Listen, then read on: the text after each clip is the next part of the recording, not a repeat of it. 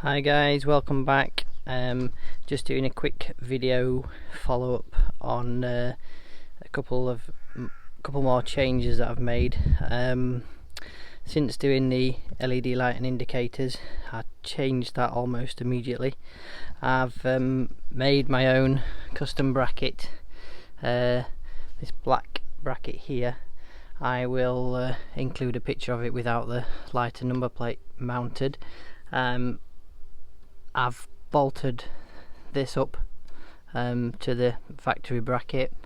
Although this sticks out about the same as before, it's deleted that chunk of silver which I didn't really like, and then I've mounted the indicators inboard. I'll put some pictures up, chop some pictures into this video to show those lighting up, and also as I was working on this.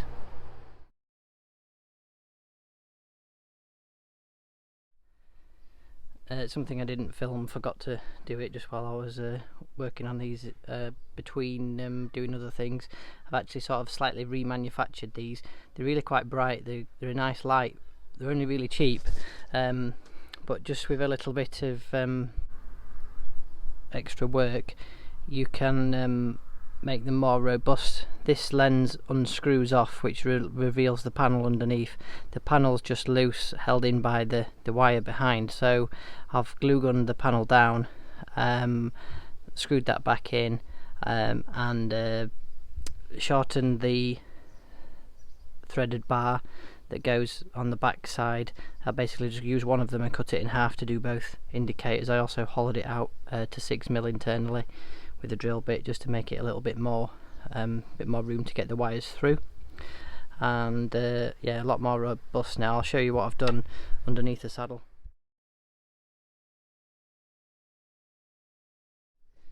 So under here, the backlight's wired along here. I did have it on here, which is where the factory harness fastens from below, but I've just run it down the inside, ran the indicator wiring down the inside as well, taken that all through here. Again, used the factory plug, but I've just taped an extra plug to that. So again, I've not altered the factory wiring in terms of cutting any of the loom or anything. I've kept all this bit of loom safe that I removed, and the factory plug is there, and I've made up a plug that fits directly into that. And the factory plug just has a single earth going in, and I needed two, so I've used a twin plug with some wire spliced together on the back into a single one, and I've taken an extra earth back to this point here using a ring connector. So the factory plug's wired exactly as the same as it would have been to the existing loom, and I've just added an extra plug to accommodate the two extra earths. The other earths for the indicators were dealt with inside the loom before, so that's how I've done that. I prefer the look of the indicators further inboard. What I didn't like, there was too much going on at the back end, so it's just although this still sticks out, I quite like that. I just didn't like everything going on at the back. I prefer it when the indicators are sat further in.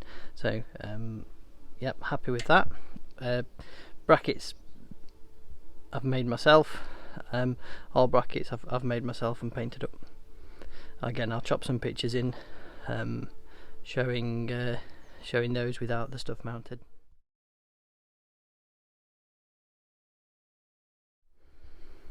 And then here's a daytime shot of the Renthal handlebars. They're about 8-10 wide, so a chunk wider than the original ones. They're a Renthal trials bar made in the UK. I did do a video on fitting these. I may chop in some sections of that to this video, but don't really need to. I don't think most people will be able to work out a lot of that. I might put some of the finer points in, and then I've put these grips on, which are fatter and a lot comfier than the standard ones. They come with the ends exposed, so I'll probably fit some bar ends on here. You can get this type with the ends closed off, which is actually what I thought I'd bought. That's what the picture showed, but that's not what came. I haven't actually glued this one on, the throttle tube is serrated, so you don't need to. I've cut the end of the throttle tube off because it was a bit longer than needed, and also had a raised bit that makes it hard getting them on, so I've cut the end of the throttle tube, fitted that on, not glued it, and then this side, again, this was a knurled grip, so it didn't really move around much. Again, I didn't glue this one. It did, when I'm like manhandling the bike, I did find that did just move a little bit, so I've used some safety wire as you find on enduro bikes, rally bikes and such, and just put it on the end, and that's contained them. Makes it easier to get them on and off without having glue and messy stuff like that. That's a look at my logos, which have replaced the badges, and that's it for now. I have also cleaned the chain, so that needs lubricating. I'll do that now. To clean chains, I always like to take the sprocket cover off, and the chain guard. I might not even put the chain guard back on. I tend to remove chain guards, to be honest. To remove this, they've not really made this particularly service friendly, because to get that off you've also got to remove this linkage. In order to remove that linkage, you need to undo this bolt here, release this from here, and then you also need to undo this bolt. It's not good enough just to slacken that bolt off. You may think, I made this mistake before a long time ago on another bike, you may think that it's enough just to take the pressure off that, and therefore you'd think that it would release that and allow you to pull it off, but that's not how it works. There's also, in addition to the splines, there's a ridge inside, a groove runs around on the spline, and your bolt just cuts up the inside of that groove, so you need to remove the bolt all the way down to here. There's just enough clearance to do it before it meets the exhaust, and then that's fairly easy to pull off. And then when I put it back, I put some copper slip on just so it doesn't ever bind in future. And then to get it off, then you've just got the 3 Allen key bolts, and that removes simply then, and it exposes the front. You can clean that out, clean all around your sprocket, and it makes it much easier. I use paraffin to clean motorcycle chains. Some people may say that's wrong. I've never had any adverse effects using paraffin. One thing I would say, you're best doing it if you've got time to do it one day, then leave it a day for the paraffin to evaporate. I always blow it off with the airline, but you still get some residual paraffin, so it's best to leave it a day or so to help it evaporate before lubricating your chain.